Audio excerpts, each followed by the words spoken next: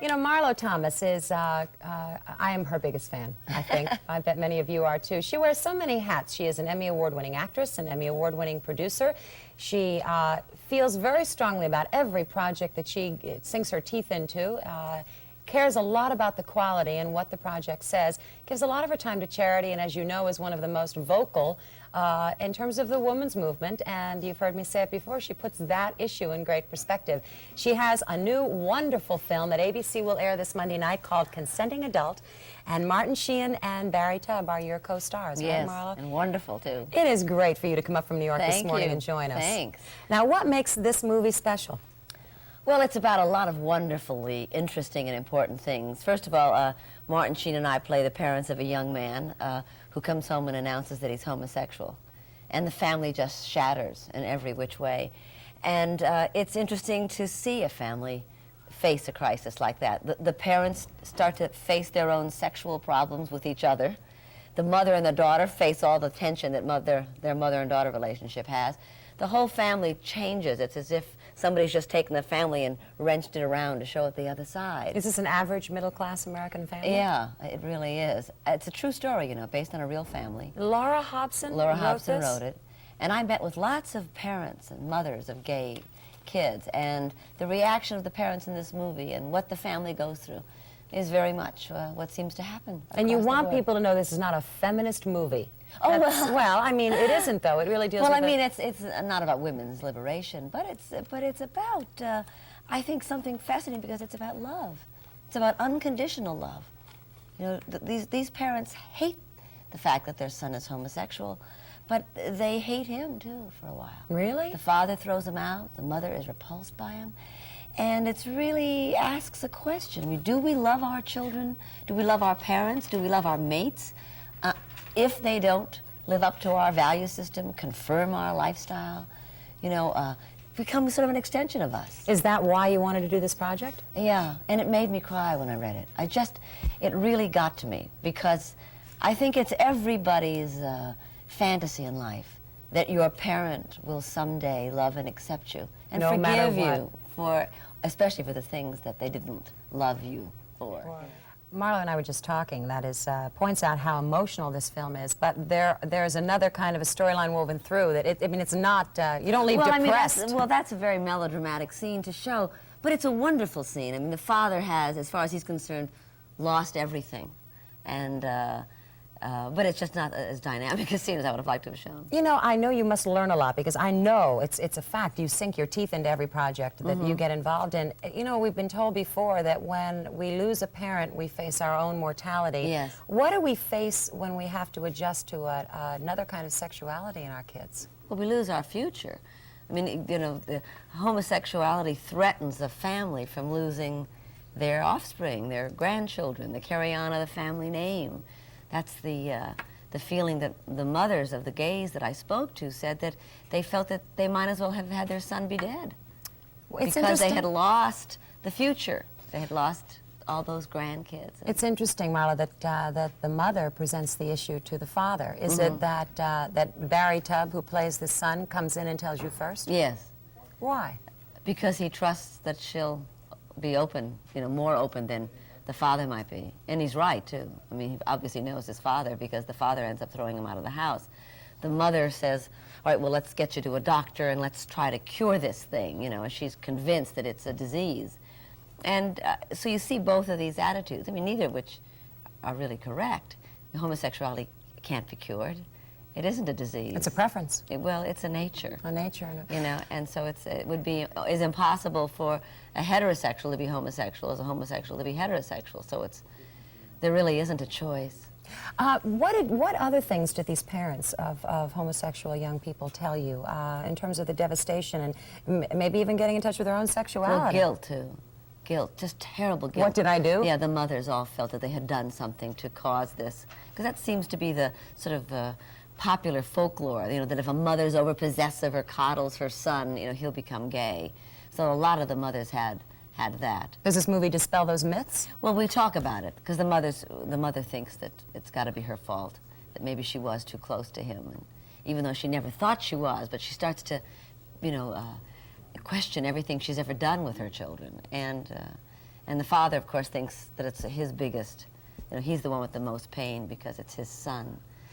It's an interesting thing to explore this kind of an issue and yet know that it's an issue, a movie for the whole family. Yeah. 10 years ago, a movie that dealt with homosexuality wouldn't be for the whole family. Well, I showed it to my stepkids, my 21-year-old stepson, and he was really in tears. And he totally identified with the kid. Even though he's not gay, he identified with the struggle just to be who you want to be. Without, you know, you have to go through this maze of your parents' expectations to ever get to who you are. And he, you know, had to fight that struggle also. Have you known people in your life and through your work that have had this struggle with the sexuality and coming out of the closet and dealing with that? Absolutely. There is a lot of that pain. never told their parents. And maybe still haven't. One woman told me that she said to her son a few years before he came out, she said, if it turned out that you were homosexual, I would shoot you and then myself. Oh. And then he had, you know, to several years later, tell her. Well, we've got more to talk about. And Marlo Thomas is here with us, and it is a delight. You know, not to give you an empty stroke, but, you know, every interviewer has the 10 people they'd like most to interview. Well, you were on the top 10, but now you're the top one. We had that conversation about 2 months ago and played it in 2 parts. And so many people called or wrote in and said, you know, you're right, Eileen, this lady puts feminism in great perspective. That's nice. But you've had your own struggles in all of that, too. Yes. You didn't just wake up one morning and say, I'm a feminist, I'm going to go and speak to the issue. No.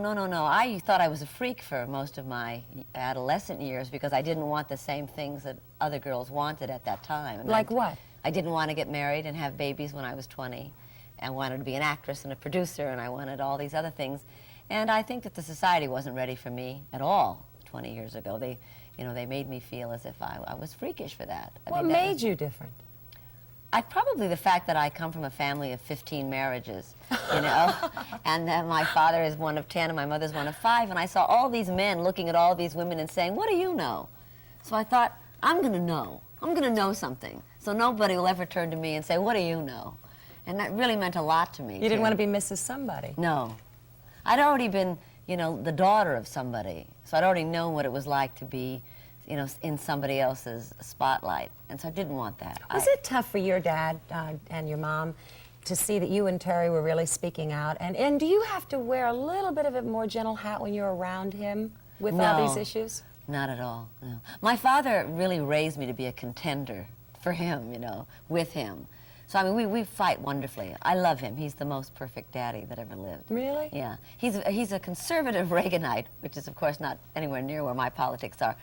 And the only thing on which we agree is the Equal Rights Amendment, funnily enough, because he has 2 daughters and 4 granddaughters, which is interesting because the personal becomes political.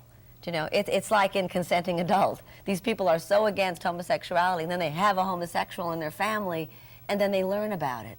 And they, in order to hang on to their son, they understand it. So on one level, you open the eyes of family, and then you moved up to open It's other like, eyes. you know, we don't have a very good time facing the sexuality of our children, even if it's heterosexual. You're right. You know? I mean, when I was single and living with a man in New York, my father used to come to visit us in our apartment as if he was a man going to an execution. You know, he'd come up that elevator, and he never would use the bathroom for fear he'd see something like a robe or 2 robes hanging or 2 toothbrushes or whatever. And it was really hard for him to deal with my sexuality, and it was heterosexual. So imagine what it does to the family when it's homosexual. And all you can do, whether your kid is heterosexual or homosexual, is remember that you love them and not want a divorce from them, which is really what my father did. He said, I'm a Roman Catholic, I don't agree with this is totally against what I believe, but I'm not going to lose my kid over it.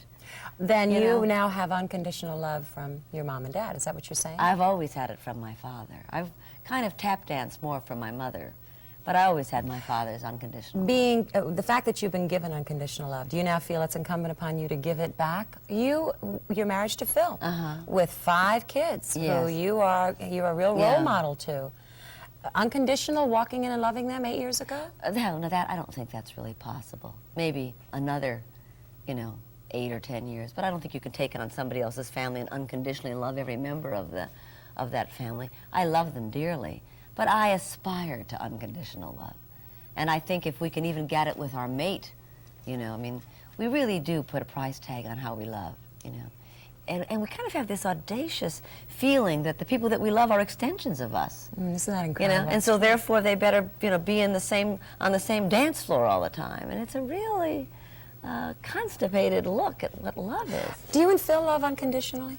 Well, we aspire to it. We haven't been tested yet. How close are you? I mean, I was going to say. Whoa, but you were tested know. with a long-distance marriage. Oh, yeah, well, no, but I mean, he hasn't done something that is out of my realm of acceptability. You mean he's now making the bed? Because Marlo was so funny.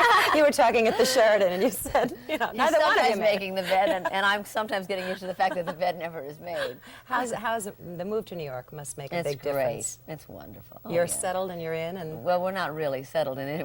We're in a hotel waiting for our apartment to be painted, but we're together, and that's really yeah, the not having to get long-distance on the plane. marriage is Yeah. not as good when you really love someone. He's is it? finally moved to New York, and now I'm in Boston today.